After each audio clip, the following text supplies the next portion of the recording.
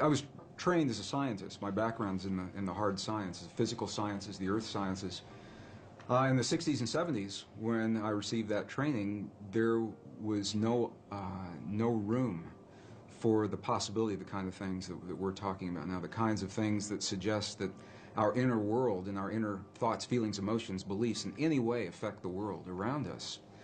And it was through direct experience. What I began to understand was that this is the great secret that everyone knows except us in the West.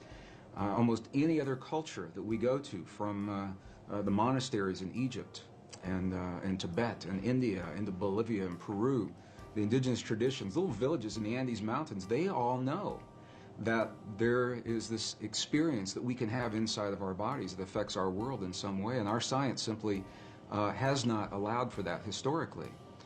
Well, I was trained as a scientist, and I was trained to look in the world around me for my answers, so I began to go to these places. I began to go into the monasteries, all the places that I mentioned. And it was through the direct experience of sitting in the presence of people who have lived and practiced the kinds of traditions that Louise Hay and the other authors I'm so blessed to be sharing this, the stage and this information with, that they teach about. And what we begin to understand is that this is the place where science got it wrong. There are two places, two assumptions that science has made, modern science. And they're coming full circle and correcting that now. But the first one is that the space that we believe is empty is not really so empty. It's full of a living essence, of a living material that we're only beginning to understand, number one. And number two, the fact, and it is a fact now, that we may have experiences inside of our bodies that influence the world beyond our bodies through the conduit of what's in this space. So it was in going into the monasteries and the nunneries and speaking with the indigenous people, looking at them eye to eye, heart to heart, God to God, and I could say to these people, when you just perform that miracle, when you just perform that miraculous healing, what is it that you did inside of your body to make that happen? And if I didn't understand what they told me, I'd ask them again and again and again through the translators until I understood that they were creating an experience, producing an effect inside of their bodies that my science never told me was possible or existed. And that was the path that led me. I just want to emphasize, science is good. And I believe our science is good and served us well. It simply is incomplete. And so it was that path that allowed me to flesh out the missing pieces that we're only beginning to understand today, marrying the best science of our time with the wisdom, 5,000 years of wisdom of our past, into a greater understanding. And that understanding brings us right back to the question. That's a long answer to a short question. But it brings us back to where we're only now beginning to understand that there is something that we can do in our lives that influence not only the physical body, ours and those of other people around us, but literally influence the physical reality of our world, and that changes everything. It changes everything that we in the West believe about ourselves. So as a scientist, I've also come to understand this is a very different way for many people to think about themselves and their world. And I've found that there's a learning curve that our audiences and our friends and families and coworkers in my career at the Water Fountain, this is not something that people typically talk about in a technical organization. They don't wake up in the morning and say, what kinds of feelings, what kinds of dreams, what kinds of healings did you have over the weekend? And they're talking about who won the football game and who won the lotteries.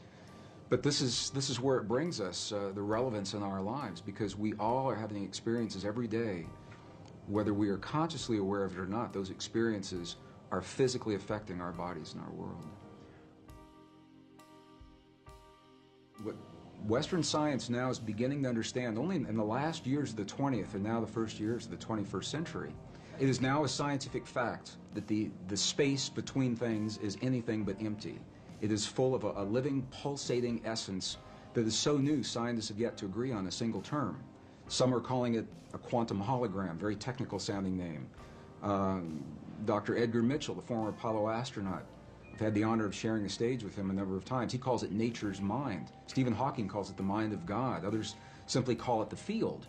In 1944, the father of quantum physics, Max Planck, identified the existence of this field, and he called it the matrix.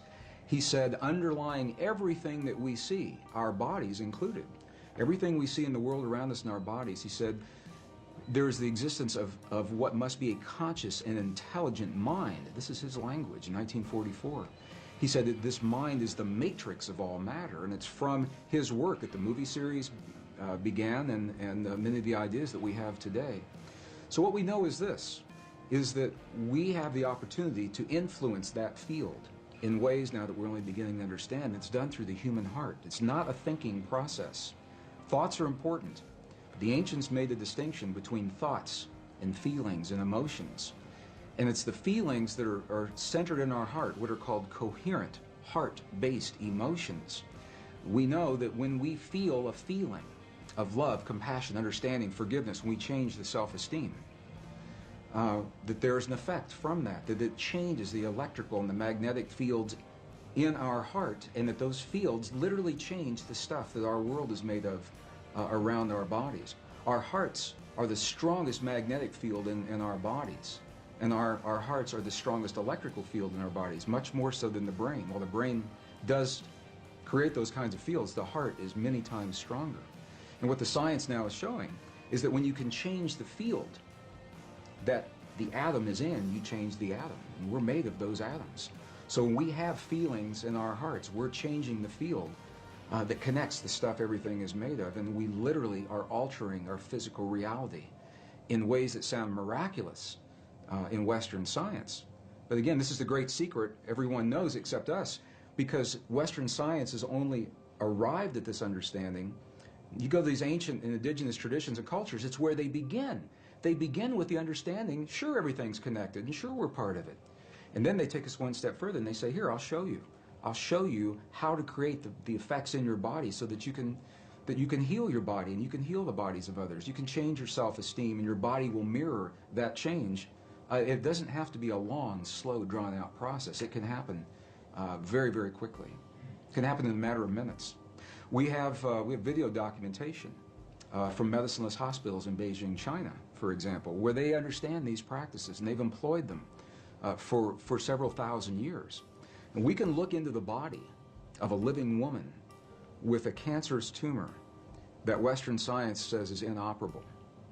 And then we can watch as three practitioners that understand the language of human emotion.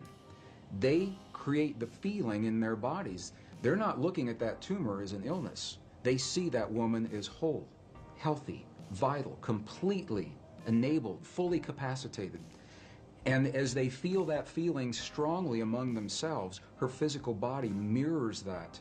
And we can see it through sonograms. We can see that tumor disappear in less than 3 minutes. And that's how quickly reality can change. And this is where the disconnect comes in with Western science. Because I've shared this information with scientists and medical doctors all over the world, and they say, wow, that's a miracle. We're going to have to come back and study this, and we will as soon as we find a cure for cancer, or as soon as we find the cure to cure on the mechanical level, what they see as a mechanical process. And what we now know is our physical body is the outpicturing, is the mirror of something that is not so physical. And this is where science now is only arriving. The three practitioners in the medicineless hospital in Beijing did not judge that cancerous tumor. They didn't judge it right, wrong, good, or bad. They said it's a quantum possibility, and there are many possibilities. Of course, this is just one. They said, now we're going to choose another one. But this is a subtle and very, very different way of looking at things, because they acknowledge what is and invite a new possibility rather than having a charge on what is there and feeling that somehow we have to manipulate or cut out, in the case of a tumor, or change, hammer the physical reality into submission. What they're doing is acknowledging that moment, that example, and they're changing it on the level of what we would call the quantum blueprint. They're feeling the feeling as if another possibility has occurred, and in doing so, allowing that possibility to replace the one that exists without judging the one that exists. I was an aerospace engineer in Denver, Colorado during the last years of the Cold War, the 1980s, and it was when the famous brown cloud was inundating Denver, and we couldn't all drive on the same days. We had to carpool on different days. And one day I went to an engineer friend's house to do my carpool for that week. And I got there a little early. And I'd never been to his house before, and I said, "Can I use your bathroom?"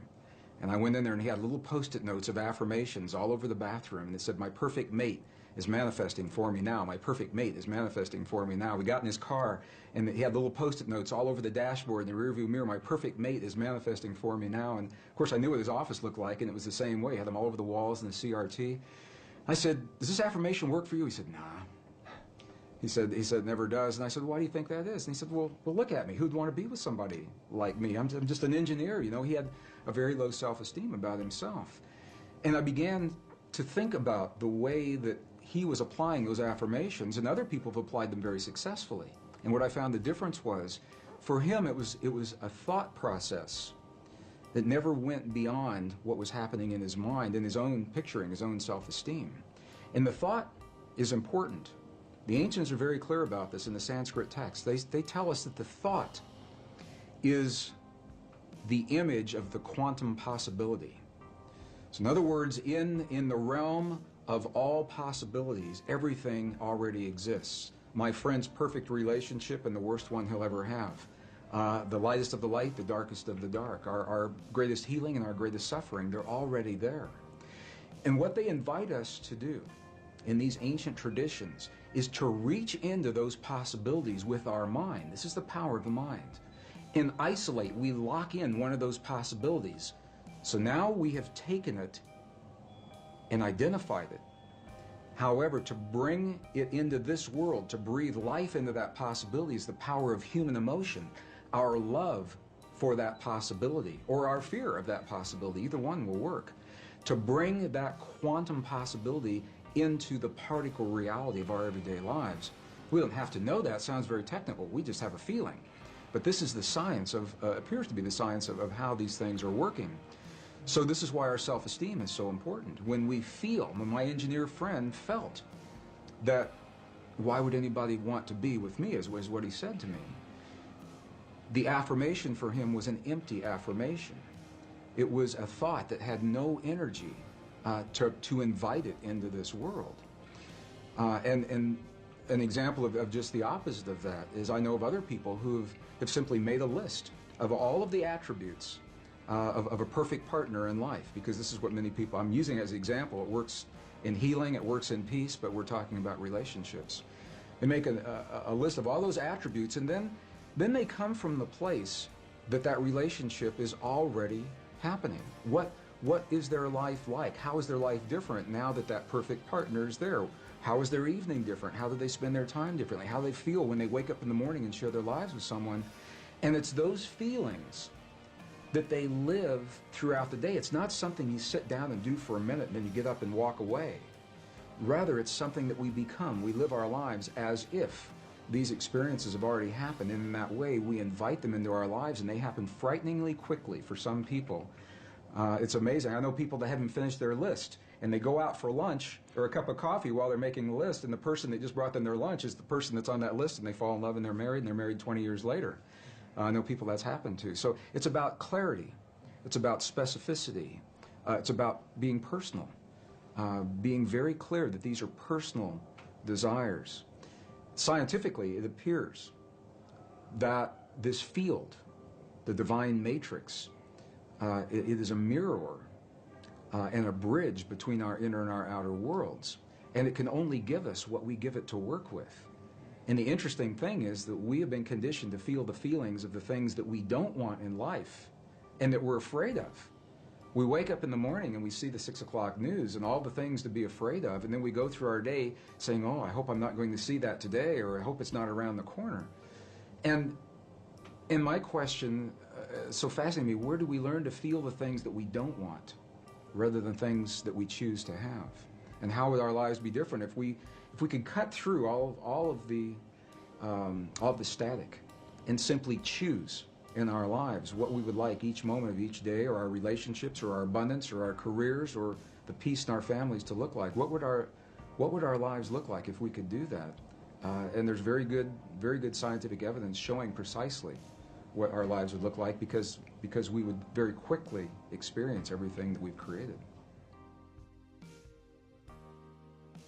As a scientist, one of the first things I had to understand, and again, my training, I was trained in the hard sciences, and there was no allowance for any inner experience to have an effect on our outer world to begin with. Number two, I was raised in a relatively conservative community in the Midwest. I was born in Missouri, Kansas City, Missouri. Excuse me. In that part of the world, when you talk about emotions, they kind of get lumped into this nebulous experience. You know, thoughts, feelings, emotions are all the same thing. We really don't talk about them much. And by the way, as a male, we don't want to see much of yours. So that was my upbringing. So I began to understand when we go into the other cultures, and I'm referring again and again to this wisdom. We had this wisdom in Western cultures, and it was lost in the 4th century. About 1,700 years ago, it was edited right out of our most cherished spiritual and religious traditions, the biblical edits of the 4th century. It was not edited from the other cultures that we've visited, and that's the value of going into these cultures. And they identify 3 separate yet related experiences that we all have in our bodies, and they literally call them thought, feeling, and emotion. And here's the difference. The thinking they identify with the 3 upper energy centers of the body. The Sanskrit traditions have a 7 energy center or 7 chakra system that they work with. And they say the upper 3 are related to what we call thought or logic processes.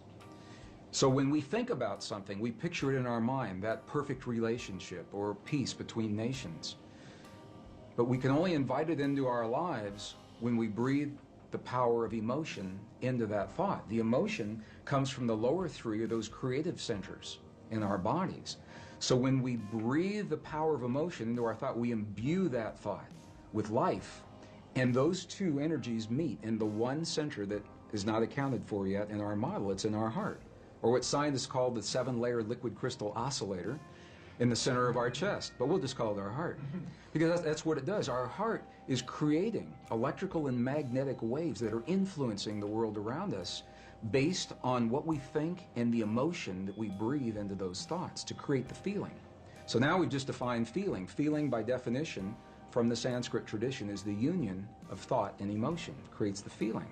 Now what makes this really interesting is that those traditions say we are capable of only 2 primary emotions: love and whatever we feel the opposite of love is. And when you get really deep into the teachings, there are 2 aspects of the same thing. But what they say is when we have our thought, we are either breathing the love of that thought or our fear of that thought to create the feeling. And the feeling then becomes sadness or joy or compassion or anger. Those are not emotions, those are feelings. Now for some people they say, well, you know, you're nitpicking.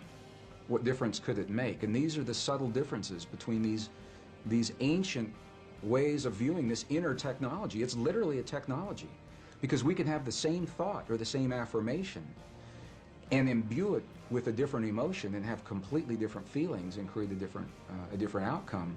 And this is the great secret that was edited out of our Christian and pre-Christian Judeo-Christian traditions. When 45 books were removed in the 4th century, 20 were taken out completely. Another 25 were condensed and rearranged. And we know this because we found the information now in the Dead Sea Scrolls, the Nag Hammadi Library, the Coptic dynastic texts.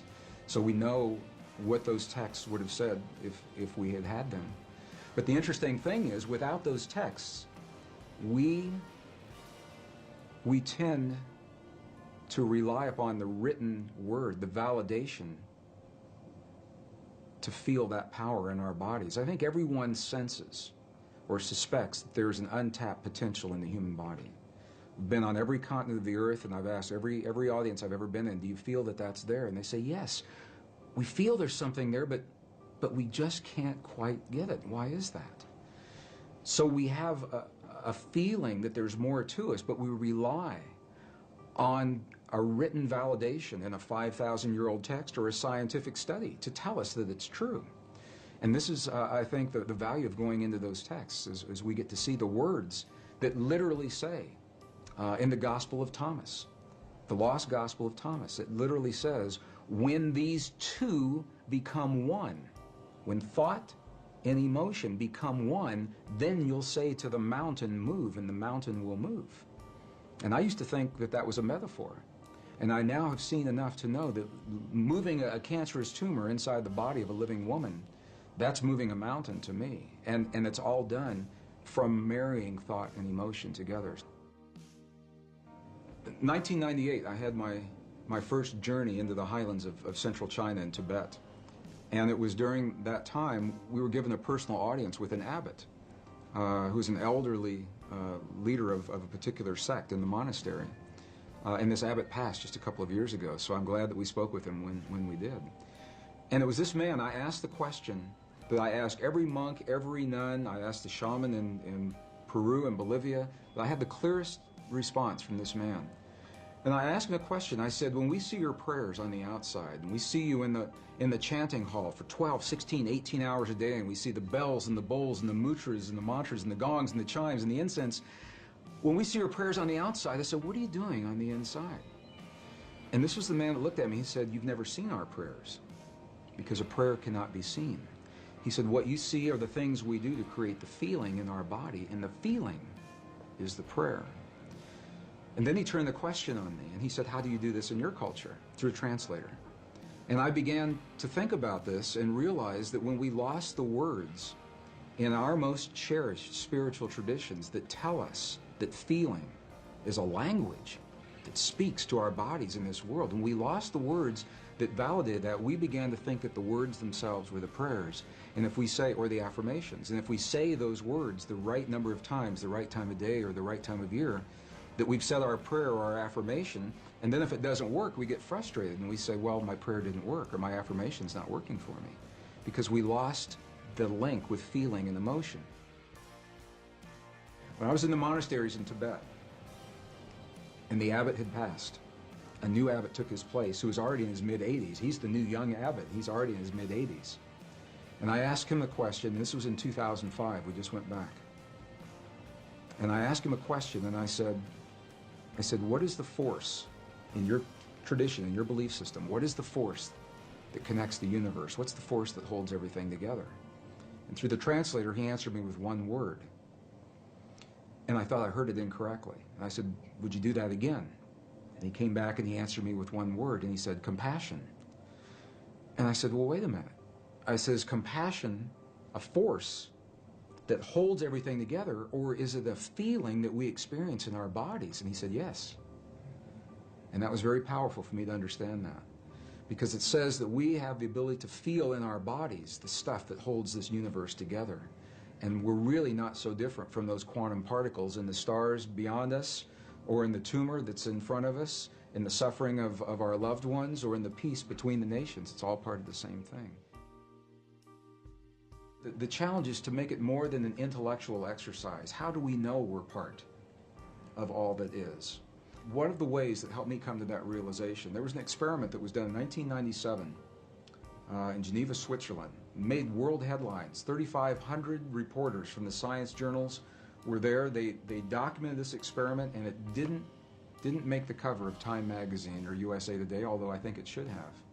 And what the experiment showed, the bottom line, was that when you take the stuff our world is made of, a particle of matter, one particle, and even if you split that particle and send each portion to different locations, which is what this experiment did.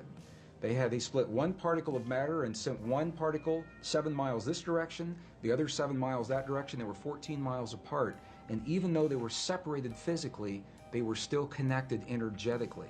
So that when one particle had an experience, they would disturb one particle, the other one acted like it was having the experience. Sometimes the other one would act like it was having the experience before the scientist even disturbed the first particle. And it's mind-boggling. He said, well, how can this be? But what this tells us is that once matter is physically joined, even when it becomes separate, the energy is still there that's connecting it. And this is why it's important to me, because if we go back far enough in time, all the particles of matter of this entire universe that are expanding were all meshed together in a single particle about the size of a green pea, is what scientists tell us today. It's what the computer models suggest. That if you could go into the universe today and take all the particles of matter and take out all the space in between and bring it together and compress it into a size of a single green pea, it means that you and me and every one of our listeners, we were all once part of that same particle that creates this whole universe today. And even though those particles are now separate and expanding, and studies show that they are, energetically we're all still linked. When we lost the information telling us we're a part of all that we see, we found ourselves on a very technological path without the wisdom of us being in the equation. So we thought that's the world out there and that we're separate from that world. Now what's happened is our technology has come so far that our very existence is threatened by the technology that we've developed, whether it's the wars or the viruses or the climate change. So I believe we've come full circle. Now, to survive our time in history, we've got to write ourselves back into the equation. Our prayers, our affirmations, our beliefs, our language. And when they're spoken through the language of the heart, they have a direct, powerful, and immediate impact on our bodies and the world around us. And it invites us to be very, very aware of what it is that we truly hold in our hearts as is the truth of our world, because we live that in our lives, from the lightest of the light to the darkest of the dark, the greatest fears and the greatest joys. What we're beginning to understand is that human emotion and feeling and belief is literally a language. It's a non-verbal language that this field recognizes and understands.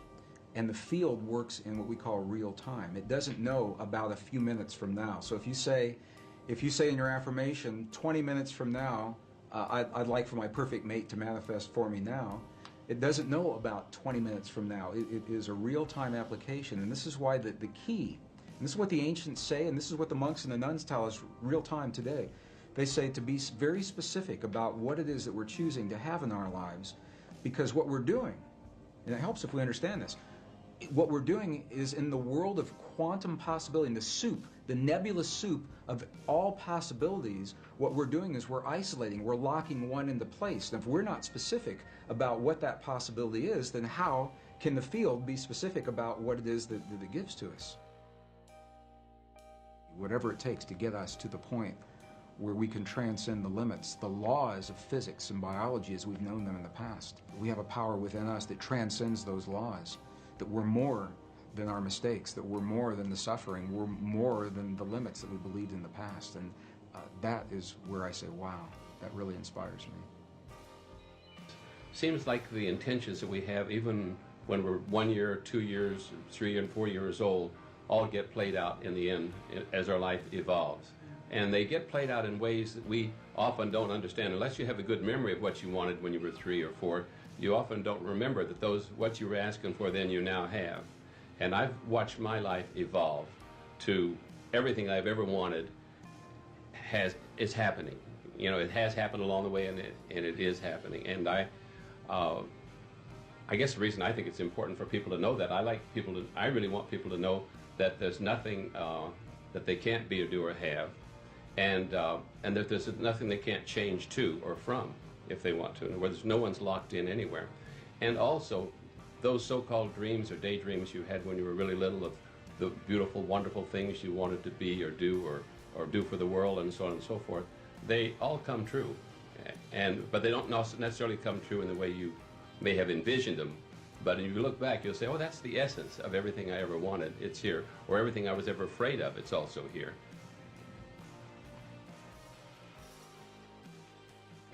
Esther, how about you bringing Abraham in and let Abraham visit for a few minutes here?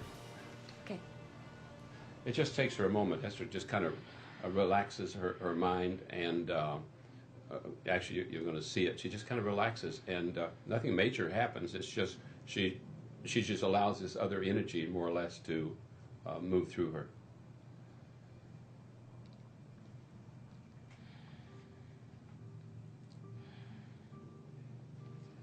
It is nice to have an opportunity to visit. Mm-hmm.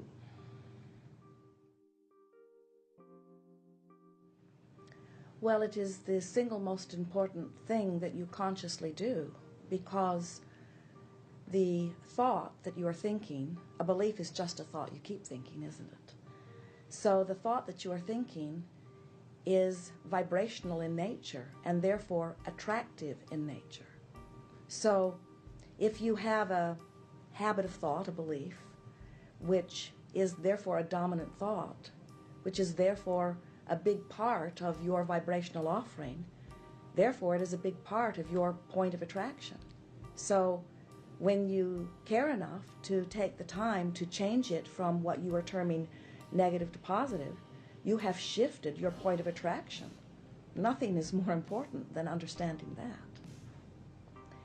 We would like to help you to remember that you are more than you see here in this physical body, and that that larger part of you is always eternally offering a powerful vantage point and vibration. When you come forth into your physical body, a part of that consciousness flows into this personality that you know as you. So, at all times when you are in your physical form, you have the potential of offering a thought that causes alignment with that broader part of you, or not. And we would say the thoughts that you offer that are in vibrational harmony or alignment with that larger part of you would be that state of integrity that you are looking for, coming together with that broader part of me. It's also important to remember that that larger part of you, that eternal part of you, exists even while you are in your physical form. In other words, often people think, well, you are dead or alive, you are physical or non-physical, but you are eternally that non-physical source energy. And then you are sometimes this physical human energy. And those 2 points of vibrations, that eternal part that is pure positive energy, and that physical part that could be, as you say, negative, or could be, as you say, positive at any moment, those vibrational vantage points are always playing off of one another.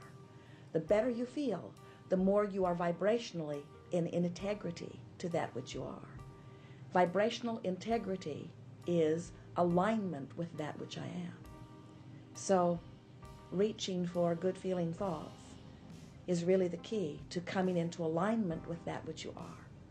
And we think that's the best description of integrity that could be. Your feelings are the way you quantify your journey from sickness to wellness. The way you feel is the way you quantify your journey from not enough money to enough money. You must have a way of understanding where you are in relationship to what you want. And because more than 99% of every creation is completed vibrationally before you see any physical evidence, you can't use the physical evidence to know.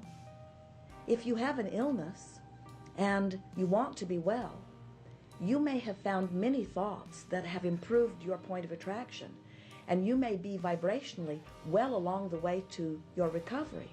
But because the physical manifestation has not yet shown itself, if you stop and take score of where you are physically, you may very well become upset because the tests do not give you the affirming confirmation that you are on your way to wellness. Where if you understand that your emotions are giving you that feedback, then even though the manifestation has not shown you your recovery, the fact that you feel so much better is your indication that you are moving in the right direction. And if you continue to move in the right direction, your recovery must be. As Jerry and Esther travel from Phoenix to San Diego, they never get out there in the desert halfway and become so frustrated that they are not yet in San Diego that they become disoriented and turn around and go back to Phoenix. It would be a very long journey, wouldn't it? Phoenix, Yuma, Phoenix, Yuma, Phoenix, Yuma.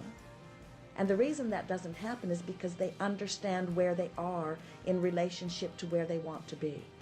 Your emotions are the only way you can accurately understand where you are in relationship to where you want to be.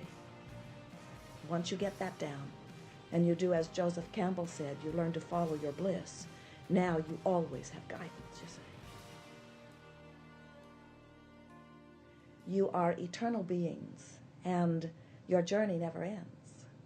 And you've deliberately come forth into this physical time-space reality because you understood that the contrast would inspire you to new ideas.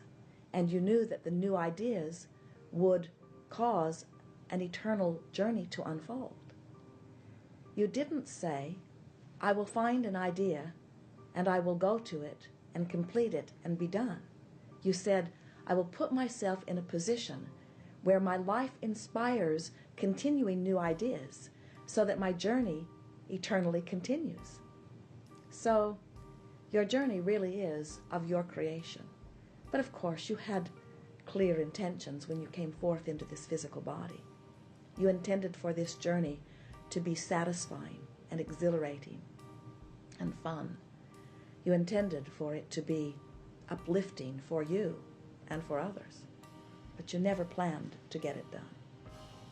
We like to say to our physical friends, when you plan a vacation, you know that you are at home, you begin, and you will go to this city and this city and this city and this city, and eventually you'll come back round to home again. And you never say, oh, look, my final destination is home, and I'm already there, so why go? I've already completed this vacation. I will check it off my list. And the reason you don't say that is because you don't take your vacation to get it done. You take it for the fun along the way, for the uplifting things that occur, for the people that you interact with, for the stimulation of thought. You take your vacation for the joy of the journey, you see. And that really is what you intended as you came forth into this experience, to be stimulated by variety to ideas of the kind of things you would like. But it isn't the destination that is what it is all about. The destination is just the reason for the journey. The journey is what life is, you see. Affirmations and visualizations are a wonderful part of the creative process.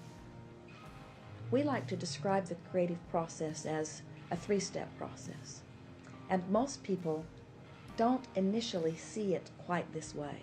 But once you get a sense of this, your creations come into place often much more quickly. Step one is where you ask for what you want. It's where the contrast helps you to define what it is you want.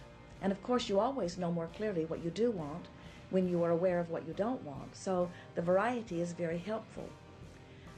In that contrasting experience, these rockets of desires literally shoot forth from you. Step two is Source answers your request.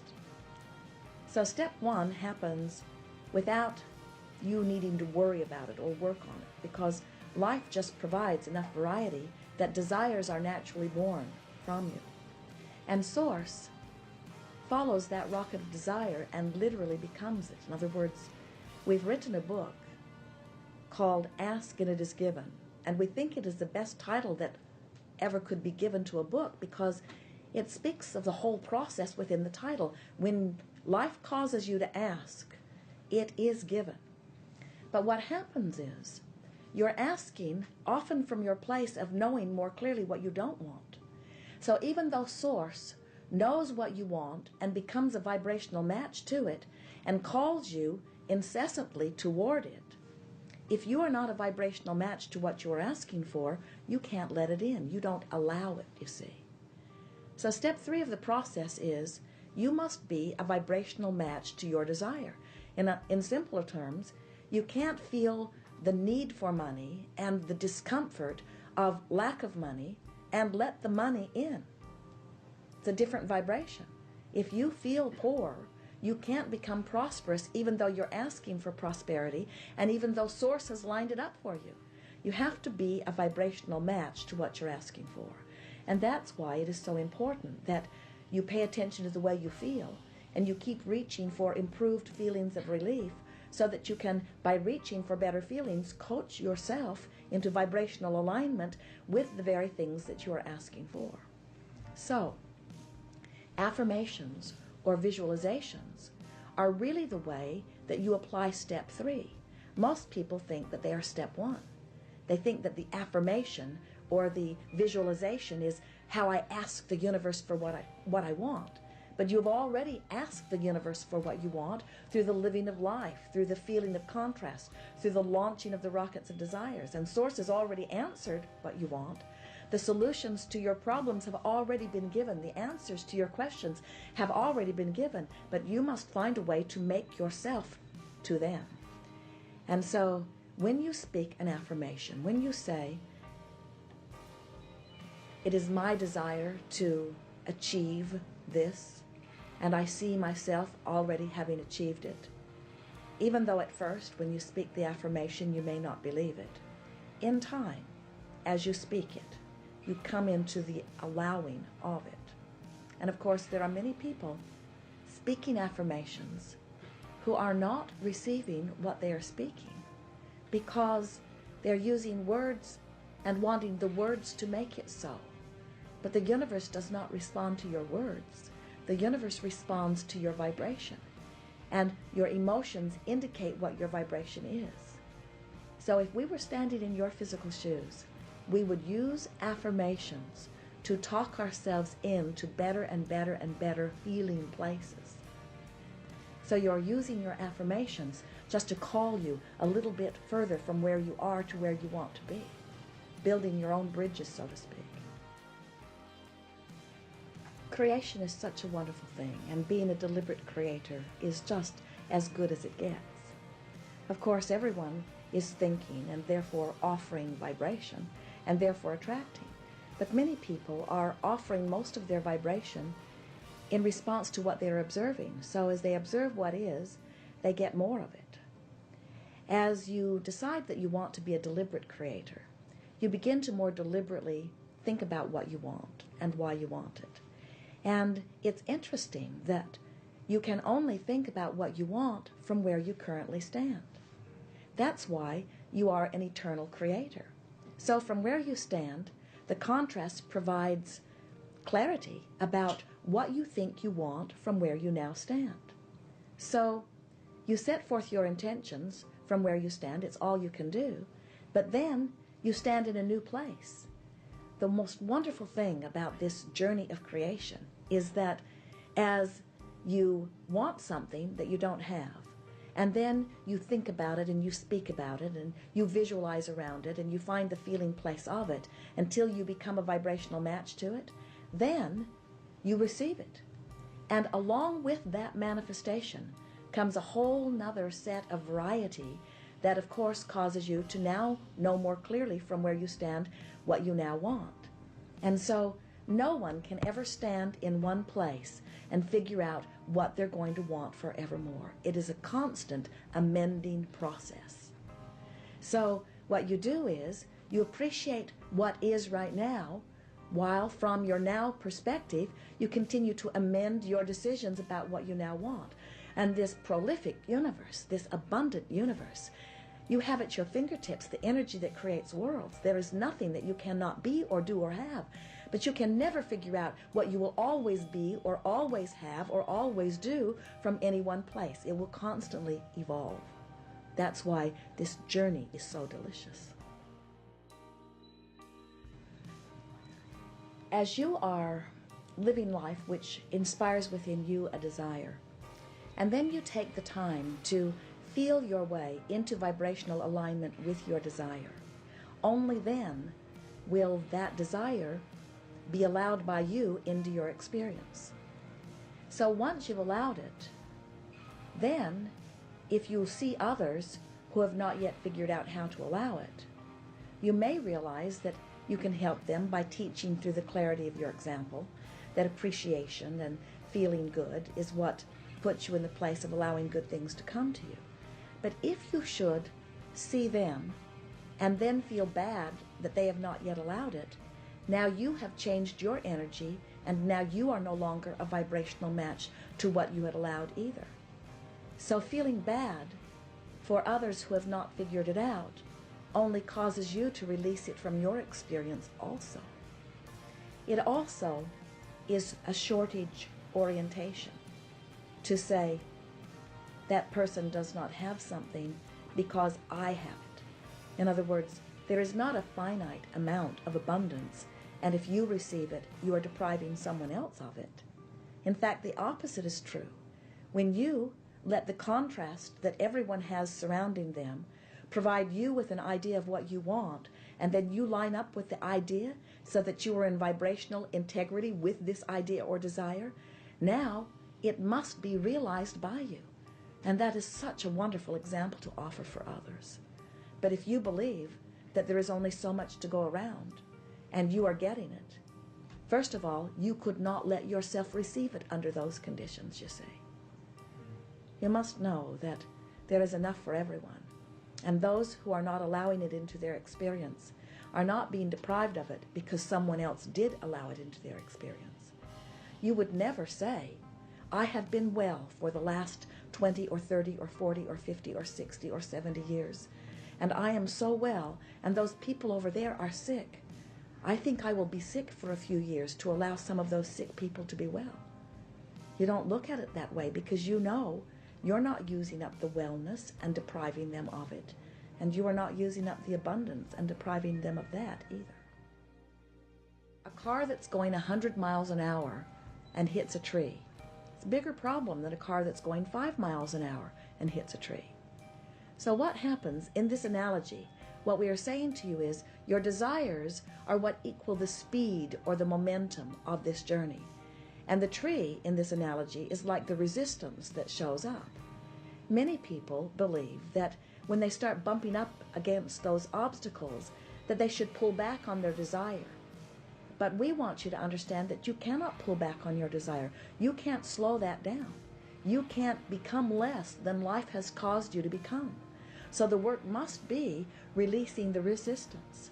So it's a wonderful thing when you bump up against something that feels uncomfortable, because it's this opportunity to now feel the discomfort of it and work it into a place of greater comfort. That's how you get rid of those obstacles. That's how you let yourself flow in the way that you want to, you see. You suggest pushing through obstacles? We suggest relaxing when you bump up against an obstacle and reaching for a feeling of relief. And reaching for a feeling of relief is not exactly pushing through the obstacle.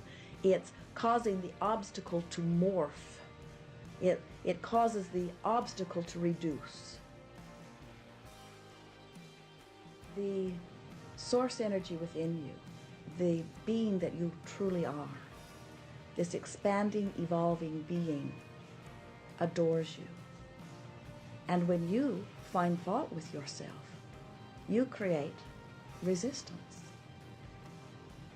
The source within you, who you really are, loves others.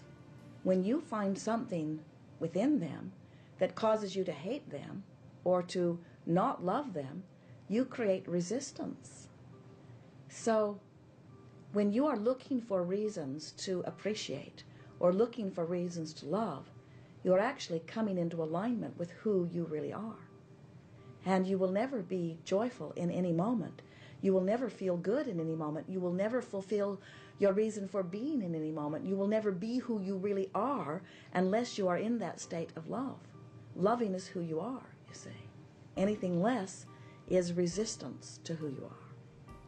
Sometimes, especially when you are little, someone who appreciates you holds you as their object of attention. And when they do, it feels so good because they're tapped into source energy, they're holding you as their object of attention, and they're flooding that wonderful feeling all over you. So then you say, oh, this feels so good. And then you say, I would like you to hold me as your object of attention a lot, and I will do whatever it takes so that you will feel this way about me. But of course, as that little person, you didn't realize that, first of all, they cannot hold you as their constant object of attention, and it's asking a lot to ask them to always be connected to Source when they do it. They might be having a bad moment, and when they hold you as their object of attention when they're having a bad moment, you don't feel their love flooding all over you because they're not connected to it and they're not flooding it all over you. So over this process of looking to other people to find out how you feel about yourself, many times you come around to not feeling very good about yourself because you've been looking for love in all the wrong places. You've been looking to them to love you when sometimes they don't have it to give. They want to love you, but they're having a hard day. You can't jump from the vibration of not liking yourself to the vibration of loving yourself all at once, any more than you can set your radio dial on 6:30 a.m. and hear what's being broadcast from 98.7 FM. The frequencies don't match up. So we would say that the best way to come from loathing oneself, we're going to take an extreme, to loving oneself, is to find relief from the loathing, because loving is too big of a jump. So we would begin looking for things that aren't so bad about ourselves. I don't loathe this about myself. I don't loathe that. I don't actually hate that about me. I do pretty good about that. In other words, we would reach for the best feeling that we could find until we found a feeling of, I'm hoping one day to really like myself. I'm hoping one day to know myself as others seem to say that I am. I'm hoping one day to come into vibrational alignment with who I really am. Once you reach the place of hoping to like yourself, it's pretty easy to get over there by looking for things to appreciate. So we've noticed that most people who have practiced not liking themselves very much for a long time can find an easier way of loving themselves as they just begin practicing loving and appreciating things that are easy for them to love and appreciate. And once they get in the habit of doing that, then it's easier to turn that lens on themselves. And sometimes it's a little shocking when you've practiced not loving yourself for a while. But when you've practiced loving a whole lot of other things, and then you try to love yourself a little bit, you can. The contrast that you so often think you would like to do without is so necessary for the expansion of the idea and for the further becoming of that which is you.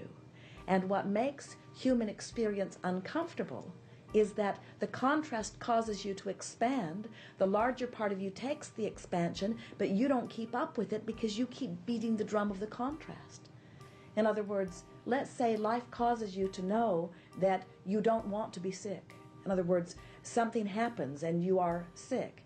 In your sickness, you radiate rockets of desires for more wellness, and the non-physical part of you now becomes more well than you have ever been. But if you keep beating the drum of, I don't feel good, or I am declining, then even though your potential for wellness is now greater than it has ever been, as you keep focusing upon the illness and using it as your justification for why you want to be well, you hold yourself apart from the very thing that life has caused you to expand toward, you see. Let's say that you don't have enough money, and in the discomfort of not having enough money, you ask for more money. Even if you do not offer words about it, you are vibrationally asking. You cannot know what you do not want without knowing what you do want. The source energy part of you embraces that knowing of what you do want and becomes it completely. But if you keep beating the drum of not having enough money, complaining about not having enough money, irritated with those who seem to have plenty of money, then you hold yourself in vibrational discord not only with the money, you hold yourself in vibrational discord to the expanded part of you who is living that greater prosperity, you see. It's the separation between you and you that causes your discord, not what anyone else is doing. Words really don't teach. Life experience is the true teacher. And so you teach through the clarity of your own example. Offer your evidence of joy. Look for reasons to feel good and then feel good. Don't pretend that you feel good when you don't. Look for reasons to feel good and feel good. And when you don't feel good, don't pretend that you do. Instead, make it clear to anyone who's asking, I'm not feeling very good and I know what to do about it. I'm going to reach for better feeling thoughts until I do feel good. In other words, be real. Being real is the best way to teach. Being real and being in earnest about feeling good. Being determined to come into alignment with who you are. Make a decision that you want to express as often as you can the wholeness of who you are to whoever you're interacting with. Which means get tuned in, tapped in, turned on. Bring yourself into alignment and then play with people. Don't move into a meeting if you're not in alignment. Get into alignment and then move into a meeting. Don't have an argument and then try to make it better within the argument. Get off to yourself and get feeling better. Tune in to who you are. And then in your state of alignment, co-create with others. If you are looking for a way to tune in to the vibration of who you really are, meditation is a wonderful way of going about it, because When you quiet your mind, you release thoughts, and when you release thoughts, you release resistance. Appreciation is a wonderful way to come into alignment, because when you are looking for something to appreciate, you are deliberately trying to see it through the eyes of that which you truly are. When you get out into nature, it serves you in a similar way, because in nature there is no resistance. In other words, that plant that you are beholding is in alignment with the vibrational nature of its being. It's not thinking thoughts that have it out of alignment. The beasts of the wild are, for the most part, in alignment with who they are. Your domesticated beasts in time to begin to act a little bit like you do. But when you get out into nature, in your observation of it, you are observing alignment. That's why it feels good. I was in a motel in Montana. I was doing concerts out there, and there on a coffee table in the motel, a little motel, was a book. It said "Think and Grow Rich." It was Napoleon Hill. It was Napoleon Hill's book, "Think and Grow Rich." And I looked at that, and I picked it up, and I was like, hair stood up all over my body. I'd never read anything like that. A few pages in it, and I asked the motel owner, I said, "Can I take this back to my room and read it?" He said, "You can have it." He says, "I'm not interested in it." And then after I read that book, I thought these wonderful principles of success. And I asked Abraham later, after they came, I said, "What was it about that book that turned my life around?" I thought it was the principles of what he was teaching of how to become successful. And Abraham says, what it was is his principles made you believe you could do it. And all it changed in you wasn't the processes that you learned from the book, but the fact that you believed now that you could succeed at making money. I was 24 years old, and I would say that everything that could possibly be wrong with my life was wrong. I weighed 120 pounds more than I weigh now, and I smoked 2 or 3 packs of cigarettes a day, and I was in a terrible relationship, and I had a job I hated, and so I couldn't think of much. Oh, I didn't like my car either. So I think just about everything was wrong. I'd always struggled with obesity. I was born, even by the end of my first year of life, I was very fat as a child, and I was taken around to different specialists and things because my mother and my brother were skinny, and so there was something going on there. And so by the time I was 24 years old, I weighed over 100 pounds, more than I weigh now. So I weighed 300 some pounds. And in addition, all this other stuff was going on too. And so I went out for a walk one afternoon. It was a winter in New England, and I was walking just kind of thinking about, how am I going to get out of all of this? How am I going to get out of my life? And I stepped on a patch of ice that had some snow over it, and I didn't see the patch of ice, and I stepped on the patch of ice, and my feet shot out from under me, and I went whoomp down on the back of my head on the frozen road, and I hit myself just hard enough that it didn't knock me out. What it did was it kind of knocked me into a state of consciousness that was like nothing else I've ever experienced before. I was present, but I was also, something else was going on. I was kind of like, could see more than I could normally see inside myself. And I think I was laying on the ground for maybe 2 minutes or so. In this 2 minutes, I could see down through all the levels of myself. And I'd never been able to see this before.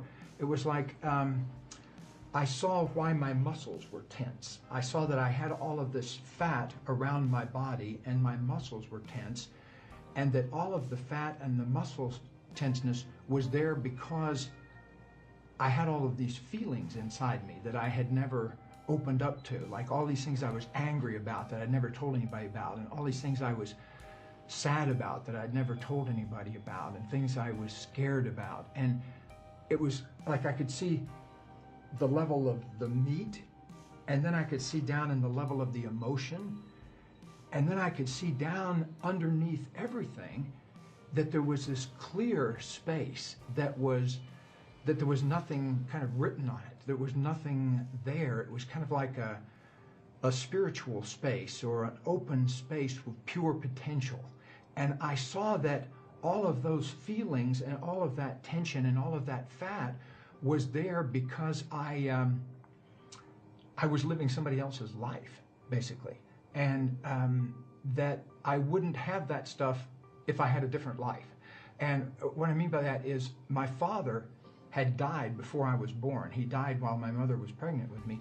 And he was very obese, just like I was. He smoked heavily, had probably not a very good relationship with my mother, and I know they had a lot of struggles. And so he died in the midst of, while I was gestating, and so I never actually knew him in the world. But I had sort of taken on his life. That's what I could see down inside myself, that it wasn't even my life.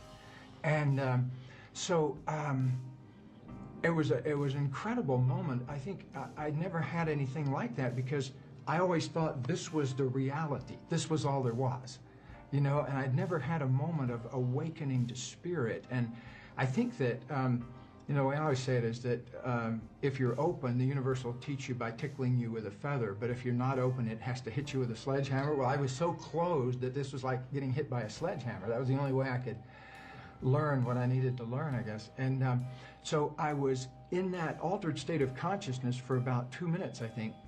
And I began to come back to regular consciousness. I could feel my muscles kind of assembling their tension, and I could feel my awareness of all of this obesity around me. And I could still feel, though, that very sweet open space down in there, that sweet open spiritual space that didn't have anything on it. And as I was coming back to regular consciousness, I had these several thoughts that were very different from anything I'd ever thought. One thought was, I'm going to find out what I can do to feel that clear space all the time. And I thought, I'm going to do what I can to find out how to live that way, how to feel that all the time in my life. And the other thought I had was, I'm going to live my own life. I don't have to live my father's life or anybody's life. I can invent my own life. And if that's possible, how do I want it to be? And so as I was coming back to regular consciousness, I made a commitment to feeling that spiritual space all the time, and then to invent a healthy body, basically, and invent a great life. So I make this new commitment to, I really want to learn how to feel spirit all the time, just in ordinary life. And a friend of mine came over to my house one afternoon and said that one of his old Harvard professors had just come back from India and was giving a talk down the road about 30 miles at his father's house. And did I want to come and hear him? And I said, well, what's he talking about? And he said, well, he'd gone to India and he'd kind of gotten enlightened, and he was talking about yoga and meditation. And I thought, well, that sounds kind of interesting, you know, maybe I'll go. And so we go down there, and there is this guy in a robe, a white robe, and there's all these devotees around. And I remember a girl came up and offered us fruit from a fruit bowl, you know, and I was thinking, what is this? You know, is this some cult or something? Well, it turned out to be Ram Dass, who was Neil's Harvard professor. Under those days, he was named Richard Alpert, and when Neil had taken his course at Harvard, and now he was named Ram Dass. And so Ram Dass had just come back from India, and he was just totally, you know, he was so blissed out and everything. And part of me related to it, but another part of me thought, what are these people selling? You know, like, I was very cynical about that kind of thing at the time. And so I went up after the talk and asked Ram Dass, I said, look, I got to tell you, I'm very skeptical about this kind of stuff. This looks sort of insane to me, but since I'm here, I just had this experience where I fell on the ice, and I told him the experience. And I said, so I want to learn how to feel that clear feeling in me all the time, just in ordinary life. I felt it for a minute while I was sort of knocked out, but I'd like to feel it all the time without bashing my head on the ice. And I remember he looked up at me for a long time, and just sort of looked at me up and down. and he said, you should do some breathing exercises. And I said, breathing exercises? And he said, yeah. And I said, well, what do you mean by that? I never heard of anything like that. And he said, well, in India, if you have a problem, you might do some yoga around it or some breathing around it. And it's as valid a way as talking to a therapist about it. And so I said, well, where do you get something like this? And he said, well, just be open to it. It'll come to you. And I said, all right. And so the next day, I was down at the grocery store and in the checkout line. So I was, pushing my cart up through the checkout line, and they had a little kiosk of paperback books, a little round kiosk of paperback books. And I glanced down, and there is a book called Yoga, Youth, and Reincarnation. I'll never forget this, by Jess Stern. And I can see the cover just like it's sitting right here now. And I remember looking at this, okay, Yoga, Youth, and Reincarnation. All right, that's interesting. And so I picked it up, and I open it up, and there's an entire chapter on breathing exercises, pranayama. So here I go in one day from never having heard of something to Ram Dass telling me, be open to it, to there it is in my hand. And so I bought it. And so I took it home, and I just started doing the exercises all the way through. I remember it was a Saturday afternoon, and my wife and baby were gone to visit her mother, who lived about maybe 40 miles away. And so I had the place to myself. And I just started doing these exercises right out of the book. I would do one and then flip the page and do another one. So I started about 3 o'clock in the afternoon. By about midnight, and after doing all of these breathing and yoga exercises and chanting and everything like that, I was in touch with that same space that I'd felt when I bashed myself on the ice falling down. And so there it was, there was a whole different way to get there. I had lost about 75 pounds, so I was sort of, I could feel what could happen, if this actually came true, if the dream really came true.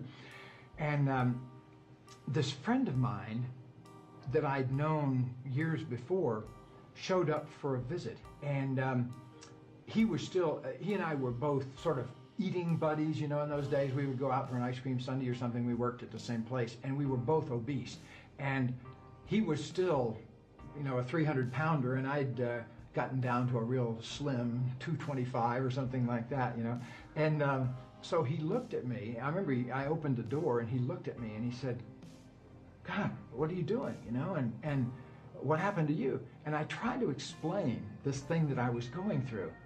And I remember the way he looked at me.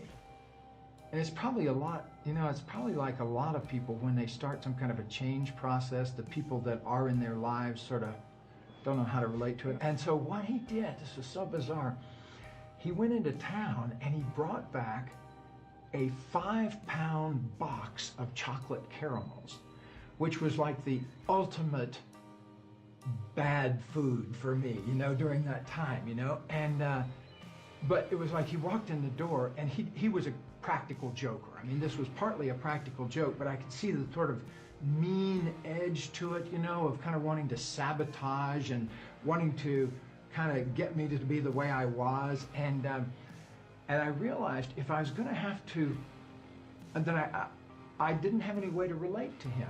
And so I basically had to throw him out of my house, leave, please leave. And he did. And what an amazing...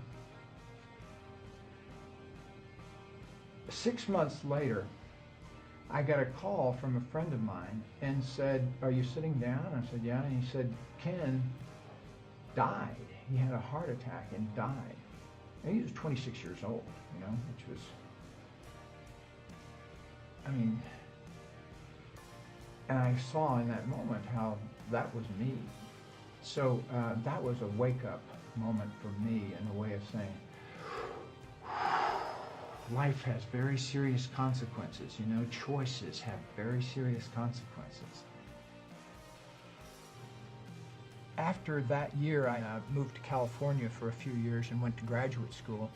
And so over the next few years, I pretty much felt good all the time, and I could see well, and my weight stabilized and all of that.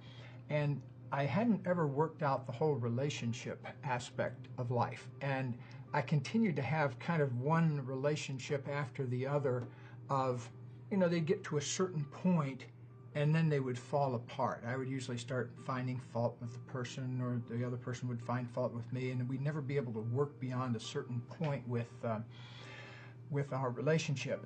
And so one magic day, I remember setting the intention of, oh, I learned how to see. I learned how to be an okay weight. I learned how to live healthy, free of addictions. I learned how to eat well. How come it didn't occur to me that I could do that with loving? It had never occurred to me that I could actually design my own life around love and relationships. And so that was a big revelation to me, the idea that the same process could work. And so I began to work with this idea of enjoying a flow of love in my life, and that love comes to me. I don't have to pursue it. And as I began to work with that, I had this other amazing insight. In fact, I was walking down the street in San Francisco. I remember in downtown San Francisco with a woman that I'd been with for a year or so, and we always had the same complaint with each other. Her complaint about me was that I was not in touch with my feelings, and that I never communicated about anything important, that I never would talk about the real stuff, And I, of course, had my defenses against that, that I forget what they were, but I had my good justification for why I didn't talk about my feelings and didn't talk about things that were important. My complaint about her was that she was super critical. And so whenever she would get going with me about, we never talk about anything important, or you're never in touch with your feelings, I would say, well, I would be if you weren't so darn critical, and it would get us into this loop then. And I was walking down the street with her in San Francisco, and I realized, I don't know where this insight came from, but I suddenly realized that, oh, I create that. I'm the one that creates and has created my life so that I'm in relationship with a very critical person. And up until that moment, I thought it was their problem, that I just happened to have the bad luck of always ending up with a critical woman. And so I remember stopping on the street kind of to think about this, and she said, what's going on? And I was kind of trying to share this insight with her, and she wasn't having any part of it, by the way. She was not buying my little insight at all. And so the other awareness that I had in that moment was that the very thing that I complained about all the time, and this is true for everybody, I think, that the very thing we complain about over and over is the very thing that we're creating happening. In other words, we got this loop going of not realizing that we draw certain experiences into our life and then going around complaining about that all the time. So anything you complain about repetitively is something that you have an unconscious intention to produce. And so that hit me like a ton of bricks. I suddenly realized, oh, I require a critical woman in my life. That's me dreaming up that dream. And my next thought was, well, I think I'll dream up a better dream. I'll dream up a dream of being surrounded by loving and supportive people. And that was really a big moment for me, because nobody in the history of my family that I know of has ever had a successful relationship besides me and Katie. In other words, up until that moment, my parents had a disastrous relationship. My grandparents, just about everybody, everywhere I looked in the family, was full of people who either they had a very kind of like a routine relationship, they went through the certain roles, or they managed to stay in a long-term relationship through the regular application of vodka and other kinds of things that allowed them to stay put, you know. I realized that it would be breaking absolutely radical new ground if I was able to create a relationship that worked, that would be an unthinkable thing to do. And what better thing to make happen, you know, than something completely unthinkable. And so I sat down on the floor of my apartment at the time and designed what I wanted in a close relationship in my mind. And honesty, a relationship where both of us were free to pursue our creativity, our creative callings, and that each of us took full responsibility for our lives so that we didn't get into blaming each other. So if something came up, we would just say, why did I create that, you know? And so I remember saying to the universe at the time, that's what I want, and if it's not in the cards for me to have that, I'll be alone. I'm fine with being alone, but I promise I will never settle for less. And I think that little thing I said at the end kind of cracked the whip. You know, it said, that's what I'm about here. And so from that moment, it only took a month until Katie came into my life.